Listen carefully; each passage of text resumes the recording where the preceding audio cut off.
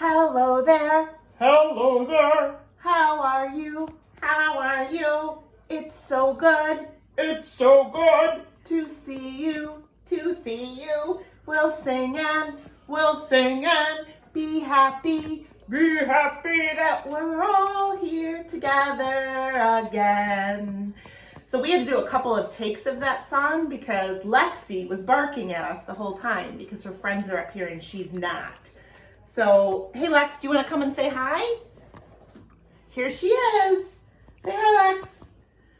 I'm going to put her friends on the floor with her because she's missing them. Just like I'm missing all of you guys. It's really hard not to be in school, and I'm sure you're missing a lot of your friends and the teachers.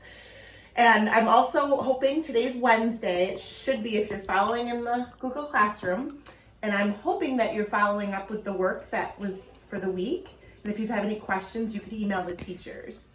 So I have a couple of things I want to share with you. One is I've been checking my mailbox every day, and so far there's no Susie. Mrs. Hillman said she mailed her, so hopefully she comes. Here I am at the mailbox today. Can you see it, Carly? No Susie yet. So hopefully she's here soon. All right. The second thing I wanted to tell you is that my college class, I want to share you some of the things that I've been doing. So in the class, there's a lot of word problems that we have to solve. And I have been remembering all the stuff we've learned about word problems, as making them not look like a junk drawer, making them neat and organized. And I wanted to show you one of the first tests that I got back because I thought of all of you when I got it back. So can you see what the teacher wrote at the top? It says, first of all, I got 100. How exciting is that? But then it says, so neat and well explained.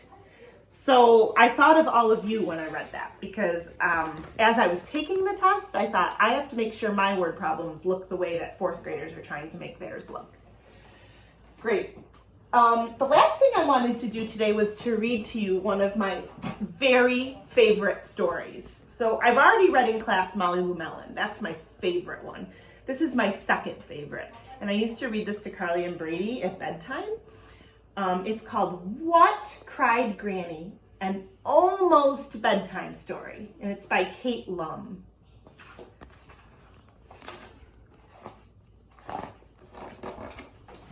Once upon a time, there was a boy named Patrick who was having his first sleepover at his Granny's house.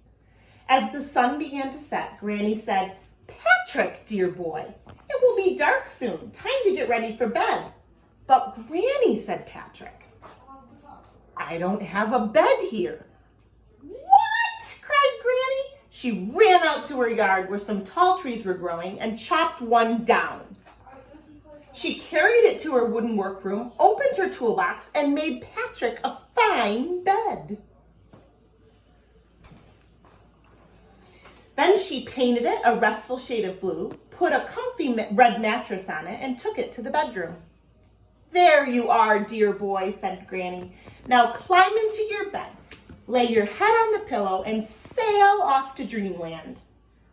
"But Granny," said Patrick, "I don't have a pillow here." "What?" cried Granny. So she ran out to her hen house, woke up the chickens, and collected a big batch of feathers. She took them to her sewing room where she made a bag out of cloth.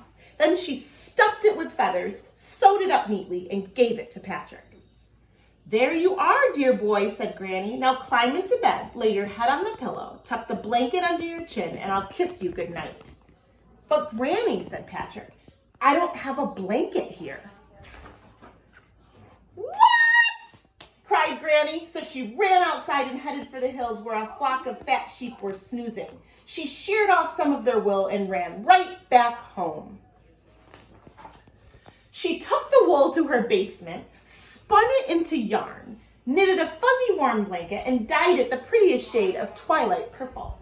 When it was dry, she carried it upstairs and spread it on the bed. "Now, dear boy," said Granny, "climb into your bed, lay your head on the pillow, tuck the blanket under your chin, and give your teddy bear a hug, and turn out the light." Does anybody have a prediction of what Patrick's going to say? But Granny, said Patrick, I don't have a teddy bear here. What? Cried Granny. So she grabbed her emergency sewing kit, tore down the living room curtains, and cut, stuffed, sewed, added button eyes and a red ribbon, and made a teddy bear for Patrick. Now, Patrick, climb into your bed, lay your head on the pillow, tuck the blanket under your chin, give your teddy bear a hug, and go to sleep. But Granny, said Patrick, what could he be asking for now? I wonder. It's morning. What? Said Granny. Oh no.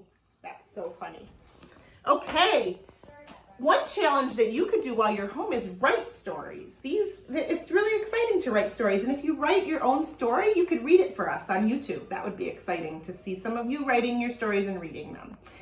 Bye for now. I miss you guys. I'll see you soon.